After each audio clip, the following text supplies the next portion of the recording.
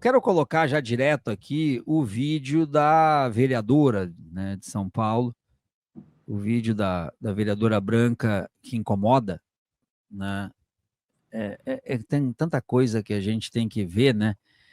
Enfim, aqui a Débora Lima, do MTST, coloca a vereadora Cris Monteiro em um ataque de sinceridade, mostra o que essa gente realmente pensa e deu uma aula de como falar que é racista sem falar que é racista. Quem ela manda calar a boca é a companheira Luana Psol, primeira vereadora preta reeleita em São Paulo. Não aceitaremos. Então vamos ver aqui a fala da vereadora. Por favor, Luana, calada. Quando vem uma mulher branca aqui falar a verdade para vocês ficam todos nervosos. Por quê?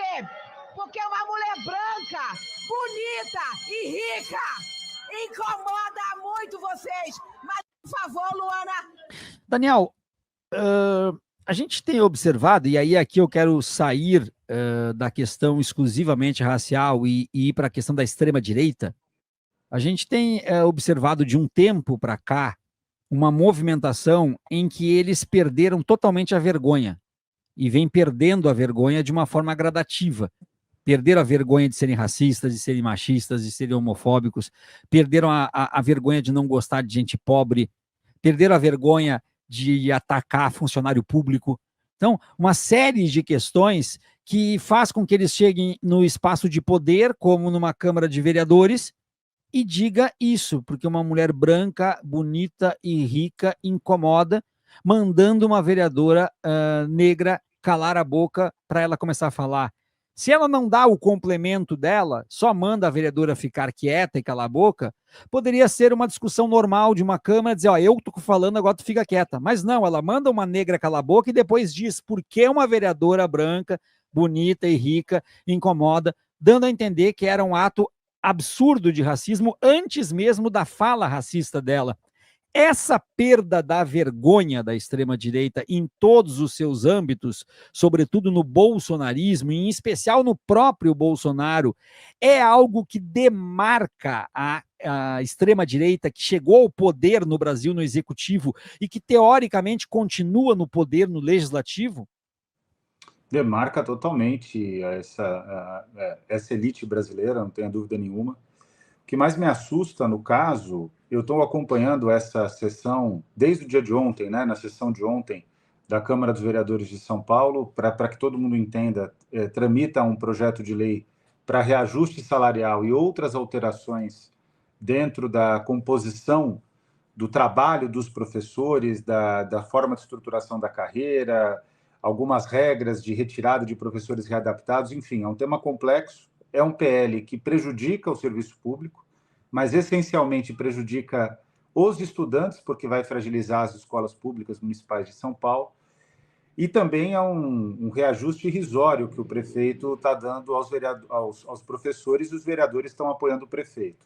O que é assustador nessa história é que, diante da evidência do vídeo, que ele é completamente claro, e da falta de vergonha, como você bem colocou, da extrema-direita em ser elitista, em ser racista, em agir de forma completamente leviana e contrária aos princípios, né, e aos ditames da Constituição Federal, independentemente disso, o que para mim é mais grave é o pronunciamento do atual presidente da Câmara dos Vereadores, o Ricardo Teixeira, em que ele vai dizer com todas as letras que ele viu e reviu o vídeo e não percebeu o racismo, o que reitera ainda o próprio princípio do racismo. Ou seja, o racismo é algo tão introjetado no cotidiano brasileiro que o ataque feito a Luana Alves, que é uma excelente vereadora, deixar isso bem claro, talvez seja a vereadora que tem uma atuação mais clara, mais estruturada, mais técnica, mais política da Câmara dos Vereadores de São Paulo. Então, uma pessoa que vai ter um futuro brilhante na política brasileira. A forma como a Cris Monteiro, que é a forma como ela é reconhecida aqui na cidade de São Paulo, age com a Luana, e a resposta do Ricardo Teixeira só reitera aquilo que nós sempre soubemos, né? Que a cidade de São Paulo tem uma Câmara dos Vereadores que é conivente e que promove, na prática, com essa atitude da Cris Monteiro e também com a atitude do Ricardo Teixeira, acaba promovendo o racismo. Então, é um momento que deve gerar muita indignação, muita revolta mas precisa também gerar ações práticas. Eu acho que não só a Cris Monteiro, mas a própria presidência da casa tem que ser questionada e tem que fazer um questionamento formal e as últimas consequências em relação a esse tema. E quero manifestar aqui toda a minha solidariedade à Luana Alves. A fala gerou imediata reação, estou lendo aqui o DCM, a sessão foi interrompida por vários minutos devido aos protestos. Ao retornar, Cristina pediu desculpas, afirmando que, abre aspas, não teve intenção de ofender. Ah, maravilha, né? Isso aí a gente lê sempre, né? E aí o presidente da casa, aquilo que tu disse que não viu racismo. Na representação, Luana Alves argumenta que a colega expressa uma estrutura de poder racializada ao destacar sua branquitude, beleza e riqueza como elementos de superioridade. O documento destaca, ao se referir à vereadora com comando agressivo, cala a boca, e em seguida destacar sua própria condição de mulher branca, bonita e rica, a parlamentar reforça os marcadores sociais de exclusão. Em entrevista à Folha, Luana Alves afirmou que todas as vereadoras negras presentes se sentiram ofendidas. Foi muito visível ali na hora o quanto as vereadoras negras de diferentes espectros políticos se movimentaram para reagir. Inclusive, para mim, o teor racista da fala dela se comprova por aí. Disse a parlamentar que exige punição para Cris Monteiro. Ela tem que sofrer uma punição e eu vou batalhar até o fim por isso. A representação pede que a corregedoria investigue a conduta da vereadora do Novo e aplique as sanções cabíveis, argumentando que a fala revela conteúdo discriminatório com base na cor da pele, classe e gênero, sendo inaceitável em qualquer espaço. Daniel, a gente tem essa questão da perda da vergonha, mas a gente também tem essa questão do carteiraço com a utilização da cor branca, nesse caso, da utilização da riqueza, do capital social, né? E também, aí é uma questão de ela se achar bonita, também do capital estético, né? Entendendo o capital estético como as oportunidades que são abertas para as pessoas bonitas dentro de uma sociedade cada vez mais estética. Esse carteiraço, ele não precisa, de alguma forma, ser impedido, freado, parado na tribuna. E aí, por que eu estou trazendo isso para ti? Porque nós estamos há um bom tempo, sobretudo após o avanço do bolsonarismo, e em especial a partir de 2018, percebendo que a tal da imunidade parlamentar, ela perdeu totalmente os limites. Os parlamentares entendem que no uso da sua função, no exercício da sua função, ali na tribuna, com o microfone, podem falar qualquer coisa porque estão protegidos pela lei. Assim a gente viu o Nicolas Ferreira fazer aquele espetáculo com uma peruca, né? Assim a gente viu o Eduardo Bolsonaro fazer alguns espetáculos, inclusive ataques a Alexandre de Moraes, e agora essa vereadora e outros tantos casos que a gente poderia colocar. Não está na hora de rever isso nos próprios regimentos das casas legislativas?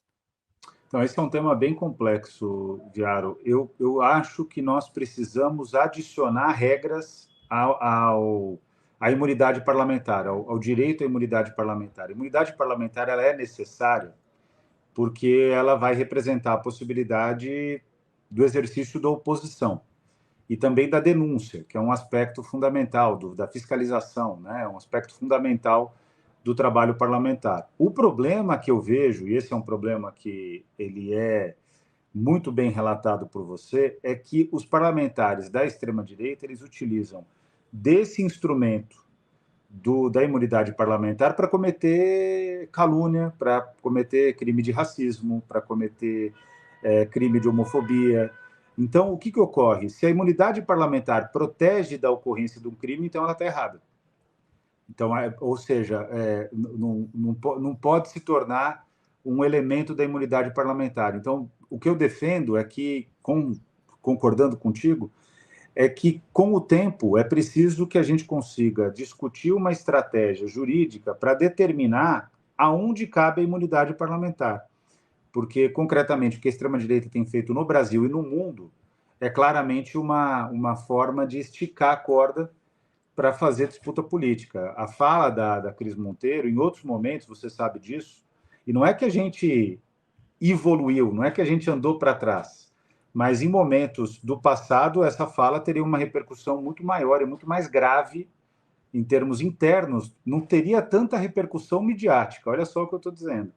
Mas em termos internos, né, nas questões endógenas, melhor dizendo, da Câmara dos Vereadores de São Paulo, esse tema seria uma bomba. Cris Monteiro sofreria demais para conseguir justificar a sua defesa. E agora, como tudo é lacração, parlamentar na prática, eu vou dizer com toda sinceridade, quase todos os parlamentares, hoje e ontem, eles estão agindo de maneira intempestiva por conta das redes sociais. Então, a lacração virou um instrumento político. Nesse cenário, não dá para permanecer a regra atual da imunidade parlamentar de que vale tudo. É preciso limitar o que deve caber e o que não deve caber na imunidade parlamentar.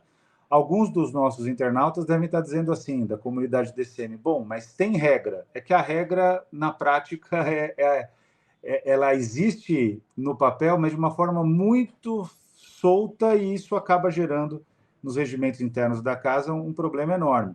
Qual que é o limite para essa postura agressiva, provocativa, desrespeitosa e até mesmo criminosa da extrema-direita? O limite é a quebra do decoro parlamentar, é a regra de quebra do decoro parlamentar, que, como vocês sabem, é uma regra que atende aos interesses. O Glauber está sendo acusado de quebra de decoro parlamentar e parlamentares que fazem coisas muito mais graves. Tudo bem que em casos diferentes, como, por exemplo, a Cris Monteiro, muito mais grave do que o caso do Glauber, ela provavelmente, pela postura do presidente da Câmara Municipal de São Paulo, não vai ter nenhum tipo de punição, porque ele disse concretamente aquilo que é um absurdo. Ele disse que não, ele viu, reviu, assistiu de novo a gravação e ele não vê racismo nesse ato, né, da Cris Monteiro, que é claramente um ato racista, né? Ela age de forma completamente intempestiva. Até fazer uma observação, quando ela fala sobre que ela é uma mulher branca e conclui dizendo que ela é uma mulher bonita, a atribuição de beleza que ela se autodeclara é também uma atitude racista, porque ela considera que uma mulher branca é uma mulher bonita, o que é claramente um absurdo. E a questão da classe social é a cereja do bolo, né? Que não tem como um parlamentar do Partido Novo não se posicionar dessa maneira, né? Eles consideram que, pelo fato deles terem tido vários privilégios para poder acumular dinheiro, eles consideram que eles são melhores do que os outros. Esse é o ponto do Partido Novo, né? Então, é de fato uma cena lamentável que denota a péssima qualidade, honestamente, a péssima qualidade da Câmara Municipal de São Paulo. Há exatos, ou quase exatos, 12 meses, semana passada fez um ano, na verdade, que a deputada fez essa cena, protagonizou essa cena aqui, e que agora volta para a rede isso, para tentar dizer que ela, de alguma forma, pertence a uma minoria. Ela protagonizou essa cena na Câmara de Vereadores. As postagens eram mentirosas, mas serviram para insuflar seus seguidores e seus haters virem minhas redes sociais me ofenderem. Bom, eu vou tirar minha peruca e vou me mostrar aos senhores como eu sou. E eu sofro de uma condição autoimune. Eu estou nervosa porque eu nunca fiz isso em público.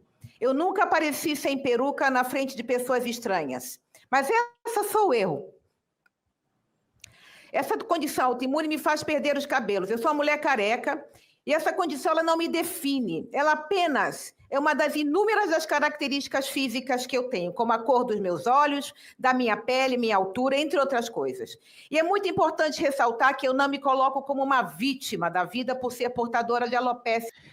Viram? Até aqui tá ótimo. Viram onde é que ela queria chegar? Viu, né, Daniel? Onde é que ela queria chegar? A condição autoimune dela, a alopecia, que faz perder os cabelos, ela disse que ela não se faz de vítima por causa disso. Longe de mim tripudiar numa situação autoimune, jamais. Até me solidarizo com todas as pessoas autoimunes. Agora, longe também de mim dizer que ela e uma pessoa preta neste país sofrem as mesmas dificuldades por ela ter uma doença autoimune que lhe tira os cabelos. Não, absolutamente não. Mas utilizou isso e agora veio, porque faz um ano e teve esse caso de racismo dela, voltou para as redes este vídeo. Esse oportunismo também é uma característica deste grupo, né, Daniel? O oportunismo é uma característica desse grupo, eu vou ser honesto, de vez em quando também é uma característica do nosso campo. Não posso me eximir de dizer a verdade. É engraçado, porque muitas vezes as palavras revelam, né? Elas revelam pela contradição. Ao dizer que ela não se vê como vítima, ela está se colocando como vítima, ela faz esse jogo. E isso é um jogo retórico. É claro que você tem toda a razão, quem sofreu, quem sofre por uma doença ou por um processo autoimune, qualquer doença que seja, inclusive, é claro que precisa da solidariedade, porque isso se trata de um comportamento humano. Nós temos que ser solidários. É um comportamento esperado. Agora, a forma como ela utiliza essa condição dela, utilizando as palavras dela, é claramente uma forma de tentar fazer de um discurso em que ela diz que não é vítima, mas se vitimizando. Então, ficou evidente que, na prática, eu vou dizer com todas as letras aqui, Viário, o que para mim é assustador é que, na prática, no jogo eleitoral brasileiro, hoje a Cris Monteiro, para a base eleitoral dela, saiu mais forte. E isso também é algo que a gente precisa observar. E, de forma equivalente, tem ações no nosso campo que seguem essa mesma linha, de você utilizar uma suposta fragilidade ou uma condição para se colocar como uma pessoa que, quando comete um erro, uma pessoa que deve ser protegida, que deve ser compreendida. É uma tentativa de humanização do político. Esse é um instrumento bastante antiquado até, né? E é muito utilizado, por exemplo, no marketing político dos Estados Unidos. Você pode reparar, toda vez que alguém entra em algum problema, a humanização parte do processo de vitimização. Você tem que quebrar a ideia de que a pessoa é forte e que a fraqueza da pessoa se torne, pela narrativa, uma fortaleza dela, ou seja, que haja uma inversão, haja uma superação do problema. E acaba que é isso que a Cris Monteiro discursou, né? Sou solidário com o problema de saúde que ela tem, com a alopecia. Eu acompanho casos de alopecia de pessoas muito próximas, então eu sei o quanto que isso é dramático. No caso dela, foi inclusive na infância.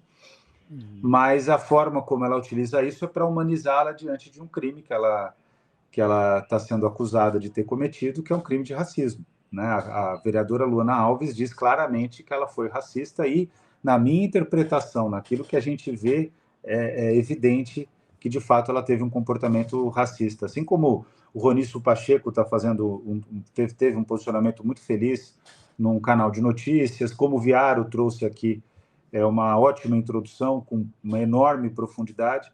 Quer dizer, a sociedade brasileira agora está debatendo esse tema, e está debatendo esse tema porque, de fato, não é um tema menor, pelo contrário, é o tema, talvez, na minha opinião, mais importante para as dificuldades que o Brasil precisa enfrentar, para que o Brasil, de fato, seja um lugar digno para todas as pessoas. O racismo é a principal chaga brasileira.